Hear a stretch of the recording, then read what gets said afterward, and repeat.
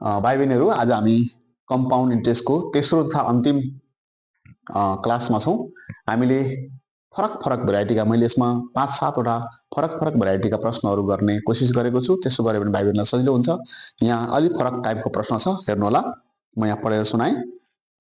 Robin borrowed rupees 50,000 in simple interest at 12% for 3 years, but he was able to pay only 25,000 at the end of 3 years and agreed to clear his debt at the end of next 2 years at the rate of 10% annual compound interest भनेको छ है।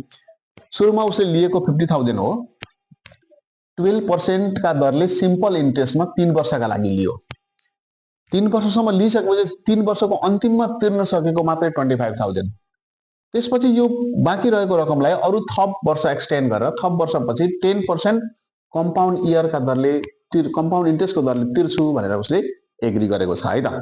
यस्तो हामीलाई given छ। अब प्रश्न 1 मा के सोधेको छ भने for how long is the simple interest and annual compound interest equal at the same rate and the same money. अब सिम्पल इन्ट्रेस्ट र कम्पाउन्ड इन्ट्रेस्टको बराबर कति बेला हुन्छ भन्दा कम्पाउन्ड इन्ट्रेस्ट एनुअली फर्स्ट इयरको र सिम्पल इन्ट्रेस्ट फर्स्ट इयरको 1 वर्षको भयो भने बराबर हुन्छ है।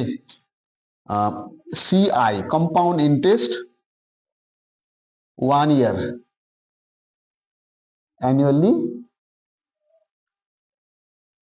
and simple interest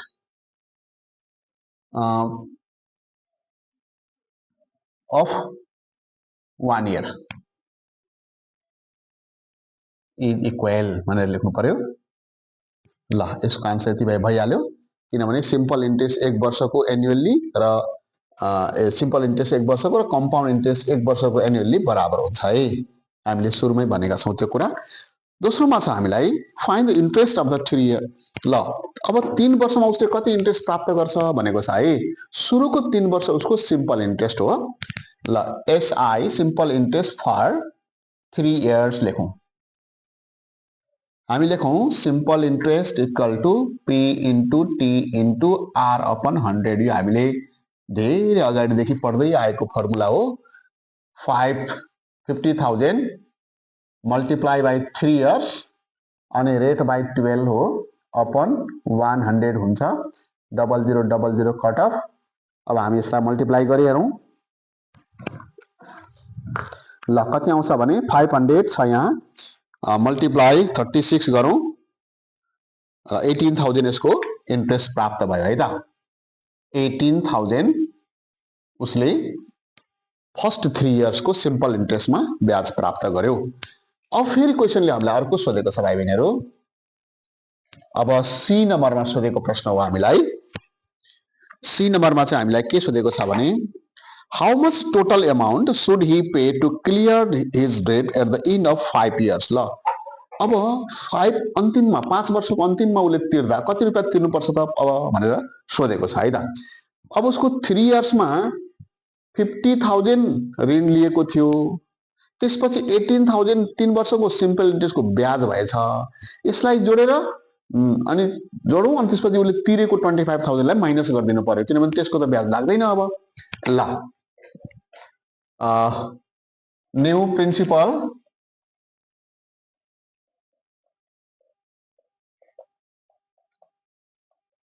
for next 2 year। ल, अब बाँकी रहेका 2 वर्षका लागि प्रिन्सिपल के हुन्छ त भन्दा 50,000 उसको सुरुकै लिएको थियो है।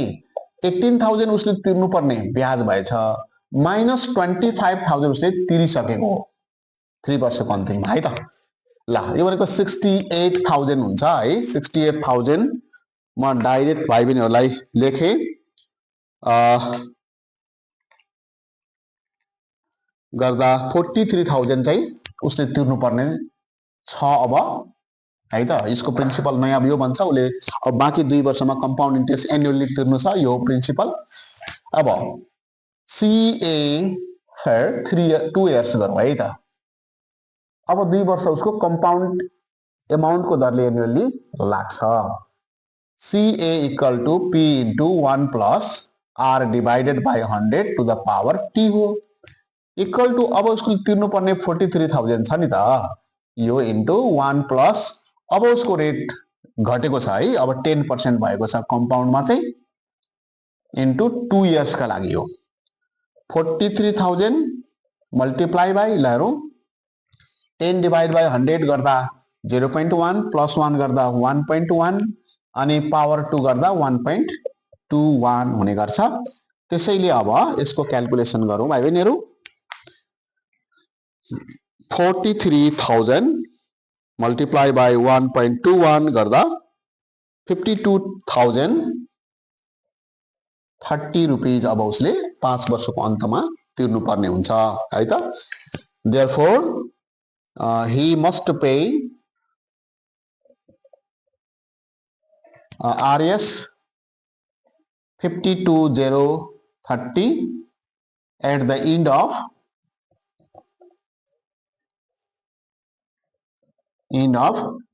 Fifth year. ल यसरी यो प्रश्नको उत्तर, यस्तो खालको प्रश्न आयो भने यसरी गर्नु होला। यसरी मिक्स पनि आउन सक्छ, सिम्पल र कम्पाउन्ड, यो प्रकारको हामीले यसरी गर्ने र बाँकी प्रश्नहरू सल्भ गर्नु होला है त।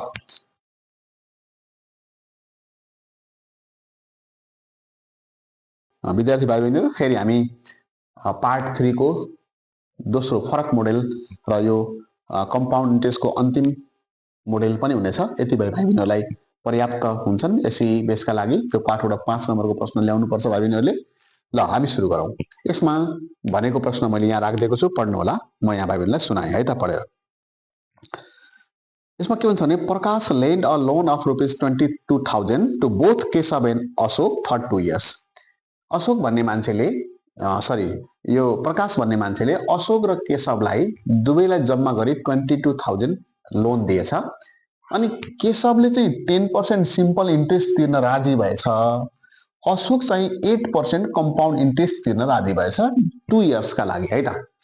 अनि अर्को कुरा के भन्छ भने केशवले तिर्ने सिम्पल इन्ट्रेस्ट अशोकले तिर्ने सिम्पल इन्ट्रेस्ट भन्दा 736 ले बढी छ अरे भनेर हामीलाई क्वेसनले गिभन गरेको छ। यति कुरा भाइ बहिनीले पढ्नु पर्यो।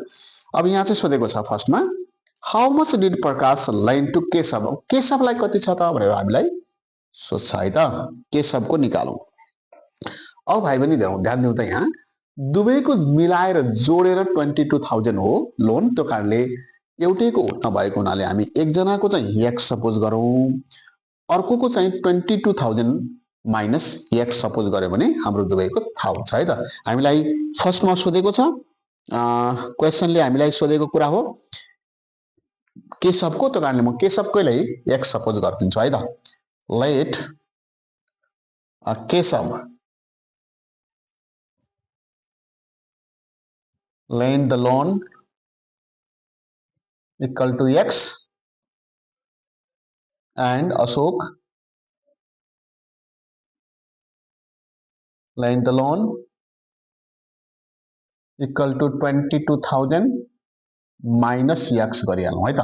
यसरी दुईटा भयो भने अब अलग अलग भयो, 22 लाई हामीले सेपरेट गर्यौँ दुईटा, अब हिसाब गर्न सजिलो हुन्छ। अब हामीलाई केशवले 10% सिम्पल इन्ट्रेस्टमा तिर्छु भनेको छ भनेर यो कन्डिसनलाई पहिला बनाऊ।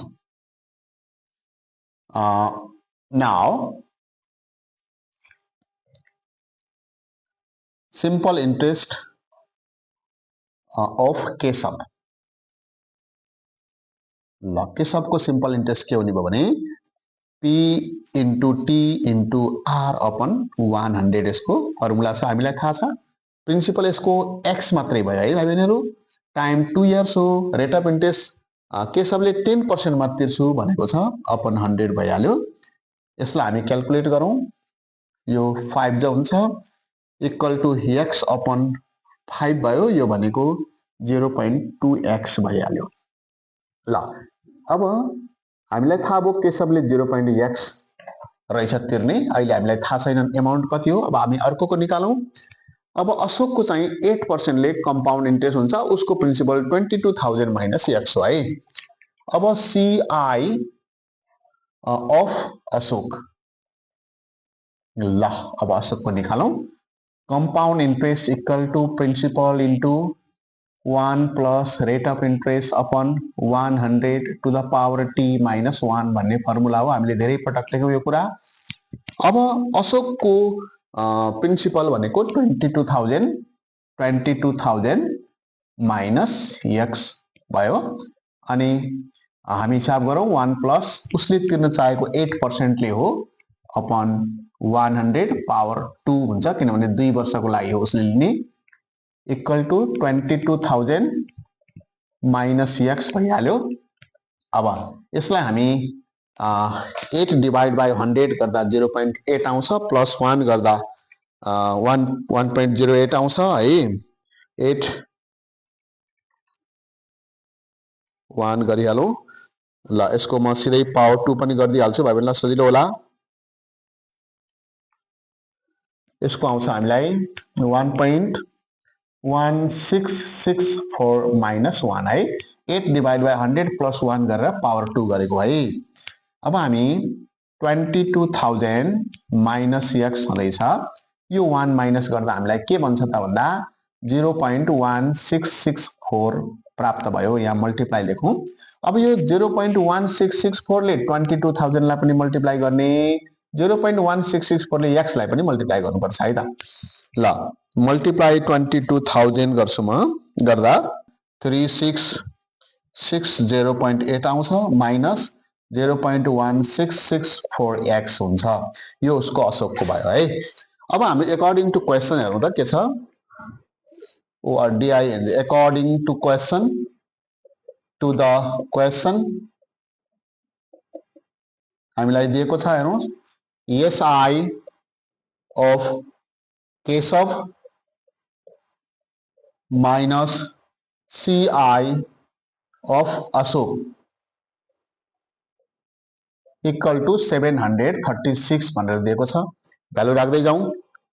और 0.2x minus 3660.8 minus 0.1664x equal to 736 आउँछ।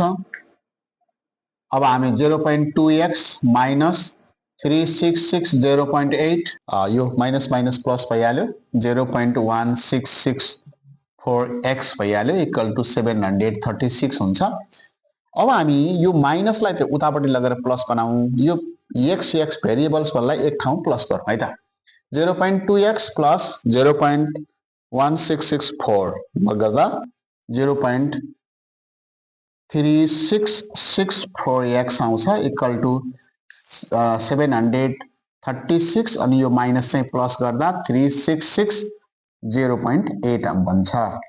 और यसलाई एकपटक यतिकै लेखौँ, 0.3664x इक्वल टु यसलाई हामी प्लस गरिहालौँ, 736 प्लस 366.0.8 गर्दा हाम्रो आउँछ 4396.8 आउँछ।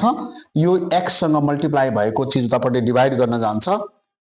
ल त्यसपछि और x इक्वल टु 4396.8 अपन 0.3664 हुने भयो। यसलाई म डिभाइड गरिदिएँ, डिभाइडेड बाई 0.3664 हुँदा हाम्रो आउँछ 12,000 है त। Therefore x equal to RS 12,000। The sum of Keshav equal to RS 12,000 हुने भयो है।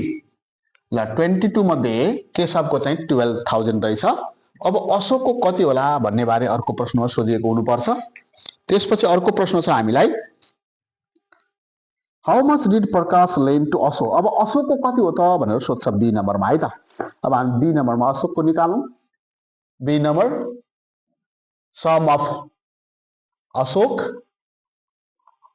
ल हामीसँग अशोकको निकाल्नु पर्ने गाह्रो छैन। 22,000 माइनस एक्स हो इक्वल टु 22,000 माइनस एक्स भनेका छौँ हामीले।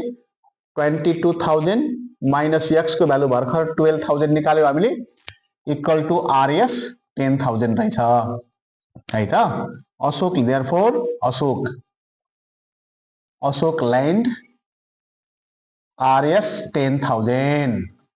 ल 22,000 मध्ये अशोकले 10,000 ऋण लिएको रहेछ भने केशवले 12,000 ऋण लिएको रहेछ। यसरी हामी थाहा पायौं। अब हामीलाई अर्को प्रश्न सोधेको छ, how much interest did Ashok pay. अब अशोकले चाहिँ कति इन्ट्रेस्ट पे गर्यो त भनेर सोध्छ हामीलाई है। अशोकले पे गरेको यो चाहिँ केशवले पे गरेको भयो। अशोकले पे गरेको हामीसँग छ यसको यहाँ छ, यसको भ्यालु राखौं है सी नम्बरमा। ल इन्ट्रेस्ट अफ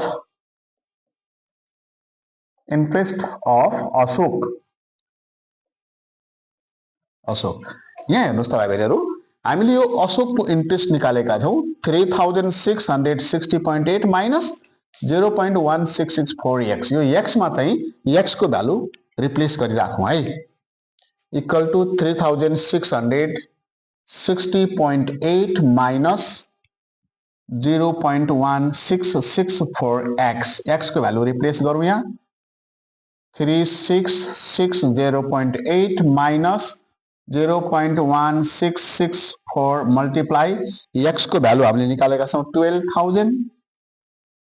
ल अब हामी निकालौं 3660.8 माइनस 12,000 मल्टिप्लाई बाई 0.1664 गर्दा हाम्रो आउँछ 1996.8 आउँछ। माइनस गरिदेऊ 3660.8 माइनस 1996.8 यति गर्दा हामीलाई थाहा भयो RS 1664। Therefore Ashok page RS 1664 भनेर आन्सर लेख्नु पर्छ। यसरी हामीले यस्तो प्रकारको हिसाबहरु गर्न सक्छौं भाइ बहिनीहरु। मैले कम्पाउन्ड इन्ट्रेस्टमा सम्भावित सबै खाले प्रश्नहरु यहाँहरुलाई गरेर देखाए र त्योसँग सम्बन्धित प्रश्नहरु पनि दिएको छु। मलाई लाग्छ यो मैले बनाएको भिडियोलाई पज गर्दै हेर्दै बुझेर त्यसपछि यहाँ दिएका प्रश्नहरु सबै सल्भ गर्न सक्ने हुनुभयो भने कम्पाउन्ड इन्ट्रेस्ट भन्ने च्याप्टरबाट 5 मार्क्स ल्याउन अप्ठ्यारो पर्दैन है त। त्यसैले सबैलाई शुभकामना, एसीमा फुल मार्क्स प्राप्त होस्। धन्यवाद।